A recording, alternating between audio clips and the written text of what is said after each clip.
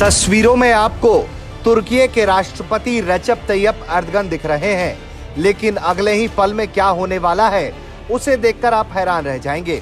भारत में G20 summit को लेकर सुरक्षा व्यवस्था इस तरह से पुख्ता है कि बिना सुरक्षा एजेंसियों के इजाजत के एक मोमेंट होना संभव नहीं है। और ऐसे में जैसे ही तुर्की के राष्ट्रपति राजघाट के लिए उतरते हैं, वैसे ही भारी संख्या में उनके सुरक्षा अधिकारी वहां पहुंच जाते हैं। अब जैसे ही उनके सुरक्षा अधिकारी वहां उनके पीछे पीछे आगे बढ़ने की कोशिश करते हैं, तो फिर उसे भारतीय सुरक्षा एजेंसी के लोग रोक देते हैं और थोड़ी गहमा गहमी की स्थिति बनती हुई दिखती है। जैसे ही नजर पड़ती है राष्ट्रपति के सहयोगी की, तो वो पीछे मुड़कर अपने सहयोगियों के बारे में जानकारी देती है।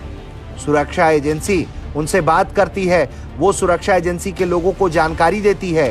वो कहती हैं कि उनके पास उनका राष्ट्रपति का जरूरी सामान है। इसके बाद वो बैग उन्हें मिलता है और सुरक्षा एजेंसियों को फिर साइड कर दिया जाता है।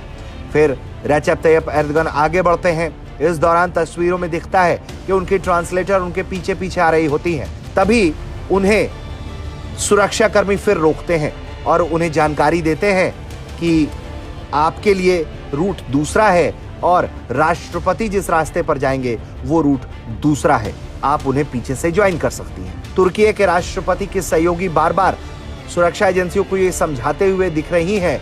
ऐसा लग रहा है कि वो ये बता रही हैं कि वो उनके साथ हैं और उनका उनके साथ होना जरूरी है। इस दौरान जब तुर्की के राष्ट्रपति की इस बात पर नजर पड़ती है, तो वो उनके साथ बात करती हुई नजर आती हैं। फिर उन्हें ये मामला समझ में आ जाता है कि यहाँ आगे उन्हें प्रधानमंत्री से जाकर मिलना था, इसलिए राष्ट्रपतियों और राष्ट्राध्यक्षों के साथ आने वाले सहयोगियों को दूसरे रास्ते आगे पहुंचाया जा रहा था और तमाम देशों के राष्ट्राध्यक्षों को दूसरे रास्ते लाया जा रहा था। इस दौरान तुर्की के राष्ट्रपति को वो कोई सामान देती हुई भी दिखती हैं, लेकिन जल्द ही फिर तुर्की के राष्ट्रपति आगे बढ़ते हैं और फिर प्रधानमंत्री मोदी से वो मुलाकात करते हैं, जहां वो महात्मा गांधी के आश्रम के बारे में बात करते हुए भी दिखाई देते हैं।